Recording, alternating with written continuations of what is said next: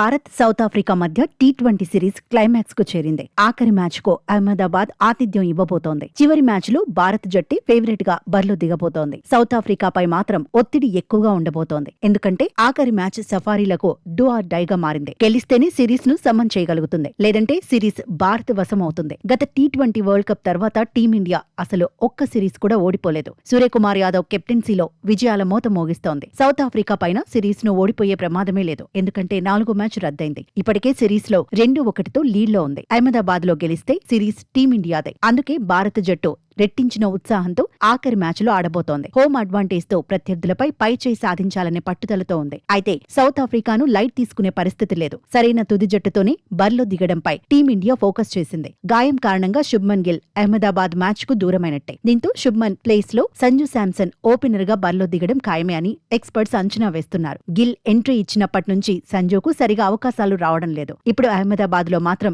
Chance దొరుకుతుందనే చర్చ జరుగుతోంది. South ఆఫ్రికాపై చెలరేగితే జట్టులో శాంసన్ కో ప్లేస్ ఫిక్స్ అవుతుందని టాక్ నడుస్తోంది. కెరియర్ పరంగా అహ్మదాబాద్ టీ20 సంజుకు కీలకమని ఎక్స్పర్ట్స్ తేల్చి చెబుతున్నారు. అహ్మదాబాద్ తుది జట్టులో భారత్ ఒక్క మార్పుకే పరిమితమయ్యే అవకాశం ఉంది. ఓపెనర్ గా అభిషేక్ దూకుడు మీదే ఉన్నాడు. ఆఖరి మ్యాచ్లను రఫాడించేస్తే టీమిండియాకు తిరిగే ఉండదు. సూర్యకుమార్ యాదవ్ ఫామ్ మాత్రం భారత్ ను టెన్షన్ పెట్టిస్తోంది. ఇప్పటికైనా కెప్టెన్ ఫామ్ అందుకోవాలని టీం మేనేజ్మెంట్ కోరుకుంటోంది. అహ్మదాబాద్ లో సూర్యకుమార్ యాదవ్ మీదే అందరి ఫోకస్ పడబోతోంది. తెలుగు కుర్రాడు తిలక్ వర్మ ఫామ్ లోనే ఉన్నాడు. అహ్మదాబాద్ లోనూ తిలక్ కీలకం కాబోతున్నాడు. గాయం నుంచి కోలుకొని వచ్చాక హార్దిక్ పాండ్యా కాన్ఫిడెంట్ గానే ఆడుతున్నాడు. శివం దుబే సైతం టచ్ లోనే ఉన్నాడు. జితేష్ శర్మ నుంచి టీం మేనేజ్మెంట్ మెరుగైన ప్రదర్శనను కోరుకుంటోంది. అనారోగ్యంతో ఆఖరి మ్యాచ్ కు అక్షర్ పటేల్ దూరమయ్యాడు. తుది జట్టులో హర్షిత్ రాణా లేదంటే వాషింగ్టన్ సుందర్ కు ఛాన్స్ దొరకచ్చు. బూమ్రా తిరిగి జట్టులో చేరాడు. వరుణ్ చక్రవర్తి ఫామ్ కీలకం కానుంది. హర్షదీప్ సింగ్ కూడా దూకుడు మీదే ఉన్నాడు. మొత్తంగా భారత జట్టు భారీ అంచనాల మధ్య బరిలో దిగబోతోంది.